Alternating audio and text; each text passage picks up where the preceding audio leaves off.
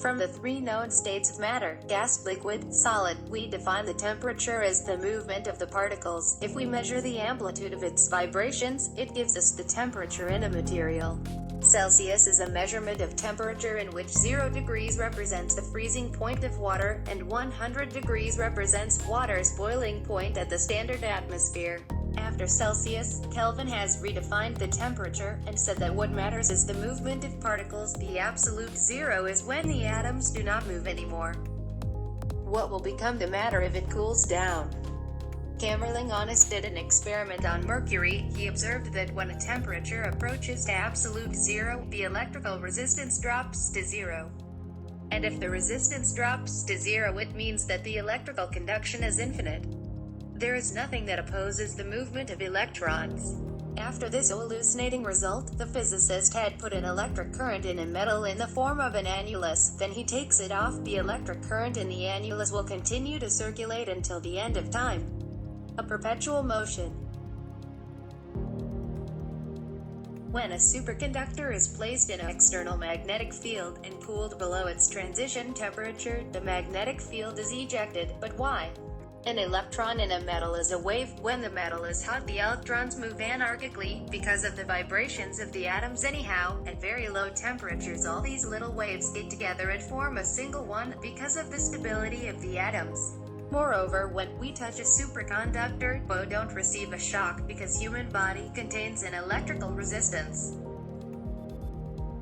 It's a pair of electrons bound together at low temperatures in a certain manner. Cooper pairing is a quantum effect. An electron in a metal normally behaves as a free particle. The electron is repelled from other electrons due to their negative charge, but it also attracts the positive ions that make up the rigid lattice of the metal. This attraction distorts the ion lattice, moving the ion slightly toward the electron, increasing the positive charge density of the lattice in the vicinity. This positive charge can attract other electrons. This attraction between electrons due to the displaced ions can overcome the electrons' repulsion due to their negative charge, and cause them to pair up. In this ceramic you see sheets superimposed on each other, and every time in every family that this superconductivity has been discovered, there is one thing in common: it's a sheet made of copper and oxygen, which is called cuprates. In 2008, a Japanese has discovered a new superconductor, materials that really look like the previous ones, which have the same kind of structure, based on iron and arsenic, which is called nictures. Let's do another experience. Now we take a glass and put a ceramic in the bottom. We will fill it with helium. After that we will cool the glass. We notice that it started to boil enormously, and it stopped because of the thermal equilibrium.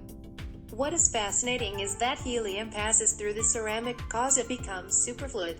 In a ceramic the atoms are well stacked. It ought to be billionth of a diameter of width, and the helium got to get through. Moreover, when helium becomes superfluid, it's no longer viscous. Now let's try it with a glass bottom. This is one of the rare cases where atoms do not organize well. We call it amorphous.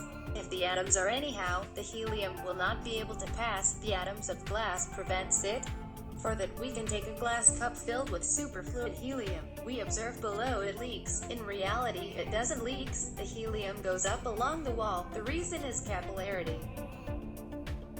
As we notice in our daily life, that liquid goes up a little bit along on the sides of a vessel, cause of capillarity. But if it's not viscous, the liquid goes up and up.